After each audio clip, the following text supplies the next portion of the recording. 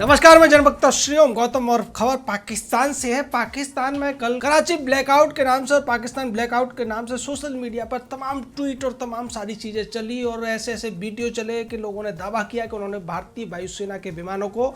कराची के आकाश में देखा है और भारतीय जो सेना है, वायुसेना है, भारत सरकार है, उसने हंदवाड़ा का बदला लेने के लिए कराची को इस बार अपनी एयर स्ट्राइक का निशाना बनाया है और इसको लेकर पूरा कराची अंधेरे के जाल में डूब गया, अंधेरे में डूब गया। और उसके बाद पाकिस्तान के तमाम पत्रकारों ने भी भारत से पूछना शुरू कर दिया। लोगों ने दावे कर दिए कि उन्होंने एक F-16 को भी गिरते हुए देखा है, जिसे भारतीय सेना वायुसेना ने मार गिराया है। और ऐसी खबरों के बाद पूरा का पूरा कराची शहर दहशत के साए में पूरी रात काटने के लिए मजबूर हुआ। इसके पीछे की हकीकत क्या थी वो हम आपको बताते हैं। दरअसल पाकिस्तान में जब से हंदवाड़ा के जो मुठभेड़ हुई थी उसमें एक कर्नल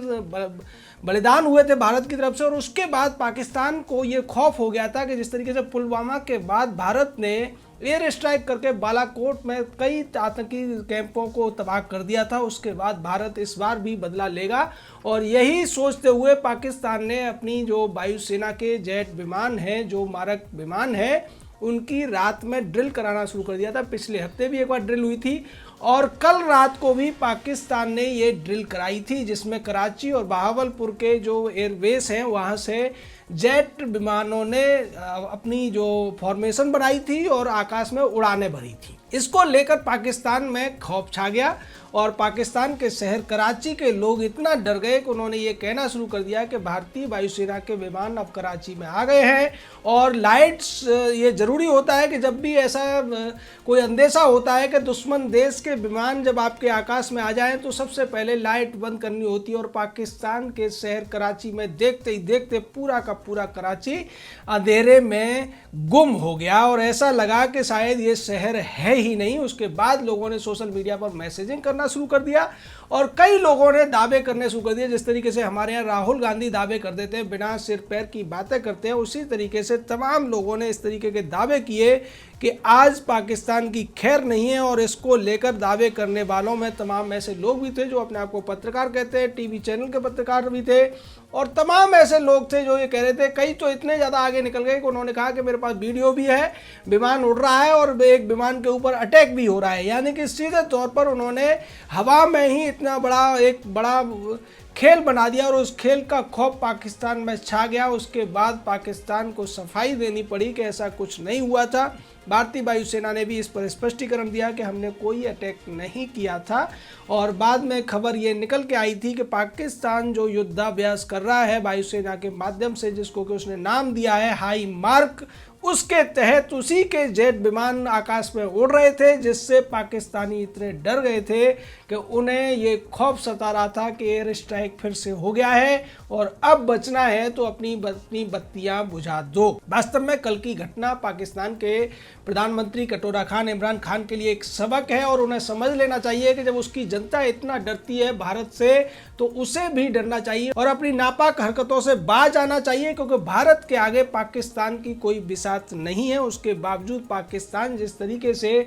चीन के बहकावे में आकर भारत के खिलाफ तमाम उल्टी सीधी हरकतें करता है, आतंकवादियों को भारत में भेजता है। और अभी पिछले दिनों जब चीन के साथ भारत का जो तनाव था वो बढ़ा था, तब भी पाकिस्तान ने कुछ ऐसी हरकत करने की कोशिश की थी, लेकिन जैसे ही चीनी सेना पीछे हटी थी तो पाकिस्तान की तरफ से भी कहा गया था कि हम तो शांति चाहते हैं, हम भारत के साथ अपने रिश्तों को सुधारना चाहते हैं। दरअसल पाकिस्तान को अब ये लगने लगा है कि इस बार अगर भारत के खिलाफ उसने कोई ज़्यादा बड़ी कार्रवाई की तो उसके कई शहर तबाह हो जाएंगे। और जो शहर में रहने वाले लोग हैं वो पहले से ही अपनी सेना को, अपनी वायुसेना को गालियां देने लगे। कल सोशल मीडिया पर जिस तरीके से उन्होंने ये कहा कि भारतीय वायुसेना के सामने पाकिस्तान की जो एयरफोर्स है, PAF जिसको कहा जाता है, उसकी कोई बिसात नहीं है, वो बेवकूफ़ों का झुंड है और भारतीय वायुसेना के जेट विमान आएंगे और पाकिस्तान में गोले बरसा के उनके विमानों को मार के चले जाएंगे। पाकिस्तान कुछ भी नहीं कर पाएगा, ये कहना है पाकिस्तान के लोगों का। कल के अभ्यास की अगर बात करें तो इसमें पाकिस्तान की तरफ से F-16 और JF-15 करके जो चीन का विमान है, उसके अलावा मिराज 3 नाम के विमानों ने इसमें हिस्सा लिया था। लेकिन उनकी गड़गड़ाहट को पाकिस्तानियों ने ये समझा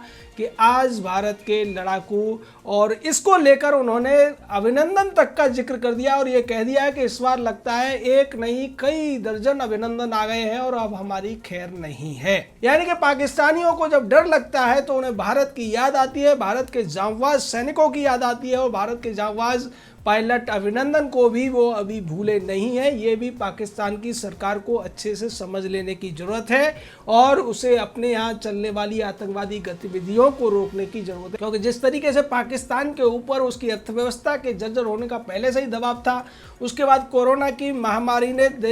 तमाम दुनिया के देशों को बर्बाद किया है, तो पाकिस्तान उससे कहाँ अछूता रहेगा। पाकिस्तान वैसे इस मामले में अपनी जो उसके यहाँ नागरिकों की मौत हुई है उसको लेकर कुछ आंकड़े छुपा रहा है, लेकिन उम्मीद ये हो रही है, लोगों को खबरें ये आ रही हैं दबे खाने कि पाकिस्तान में हजारों लोग इस बीमारी से अब तक मर चुके हैं, कोई इंतजाम नहीं है अस्पतालों में जो हालात हैं, क्योंकि पाकिस्तान की जो मेडिकल सिस्टम है, इसको आप स्वास्थ्य व्यवस्था है, वो इतनी ज़्यादा अप टू डेट नहीं है कि कोरोना जैसी बीमारी का वो पूरी तरीके से इलाज कर पाएँ। और इसको देखते हुए पाकिस्तान में जो एक अफरा तफरी मची हुई है, उसके बीच में ये जो कल का एपिसोड हुआ है जिसमें कराची ब्लैकआउट करके खूब ज़्यादा शेयर हुआ, खूब ज़्यादा ट्रेंड हुआ सोशल मीडिया के ऊपर, और इसका जवाब भारतीय सोशल मीडिया के तमाम लोगों के द्वारा भी दिया गया और पाकिस्तान को लेकर तमाम मीम्स बनाए गए जो पुरानी फिल्मों के फोटोज़ वगैरह को लेकर, और ऐसी ऐसी बातें लिखी गई कि पाकिस्तानियों को उससे और ज़्यादा ऐसा लगा कि शायद ये सच हो गया है।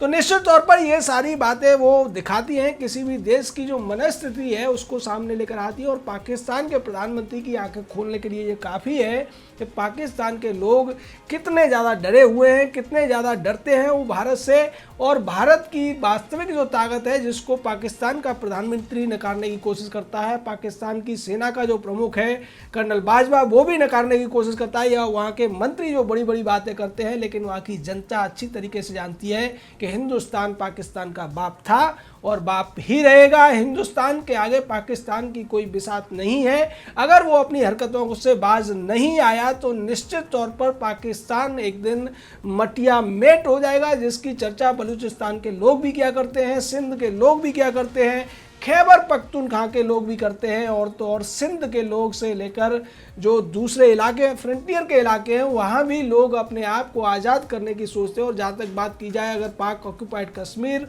या गिलगित बाल्टिस्तान की, तो वहाँ के लोग तो सड़कों पर उतरकर पाकिस्तानी सेना के खिलाफ नारेबाजी कर चुके हैं, पत्थरबाजी कर चुके हैं, और वो ये कहते हैं कि हमें भारत में ही मिलना है क्योंकि भारत ही हमारा देश है। ऐसी स्थितियों में जब पूरी दुनिया कोरोना से पीड़ित है, पाकिस्तान के ऊपर तमाम लाखों करोड़ रुपए का कर्ज है, और उसके बावजूद अगर ये देश आतंकवाद का प्रश्रय देना नहीं छोड़ता है, आतंकवादियों को ट्रेनिंग देना नहीं छोड़ता है, तो निश्चित तौर पर उसको उसके किए की सजा भी मिलकर रहेगी। और पाकिस्तान को एक सबक चीन के साथ भारत के जो तनाव चल रहा है उससे भी लेना चाहिए कि भारत ने चीन के द्वारा दिखाई गई हर एक हेकड़ी का जवाब पूरी ताकत से दिया है, और यही वजह है कि पिछले 2 हफ्तों के भीतर चीन की सेना 2 बार अपनी पोजीशन से पीछे हटी है, 2-2, 2.5 किलोमीटर तक। तो निश्चित तौर पर पाकिस्तान को समझ लेना चाहिए कि उसका जो पहले सहायता करने वाला अमेरिका था आज वो भारत के साथ खड़ा हुआ है, और अब तक जो सहायता उसकी कर रहा था चीन, वो भी कोरोना महामारी से जर्जर हो चुका है, और दूसरी तरफ वो भारत से टकराने की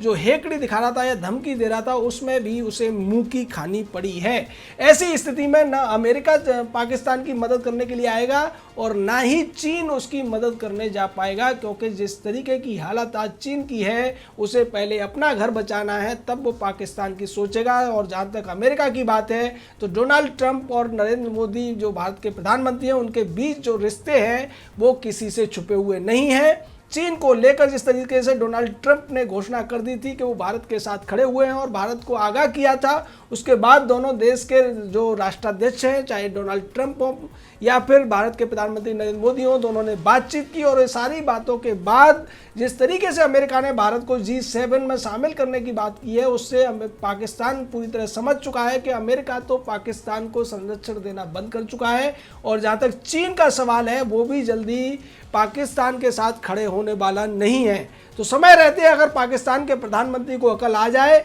उसकी जनता की जो स्थिति है, जनता की जो सोच है, जनता का जो डर है, उससे अगर थोड़ी बहुत वो अकल ले ले और अपने यहाँ चलने वाले आतंकवादी जो कैंप हैं, ट्रेनिंग सेंटर हैं, उनको अगर बंद कर देता है, उन फैक्ट्रियों को बंद कर देता है, तो निश्चित तौर पर शायद भारत पाकिस्तान के ऊपर कुछ रहम भी कर दे। लेकिन अगर वो ऐसा नहीं करता है और जम्मू कश्मीर में आतंकवादियों को भेजना जारी रखता है तो निश्चित तौर पर एयर स्ट्राइक फिर से हो सकती है, इसमें कोई दो राय नहीं है। एयरफोर्स ने यही कहा है कि अभी हमने ऐसा कुछ नहीं किया था, लेकिन एयरफोर्स की तरफ से ये नहीं कहा गया है कि भविष्य में हम ऐसा नहीं करेंगे। जय हिंद, जय भारत।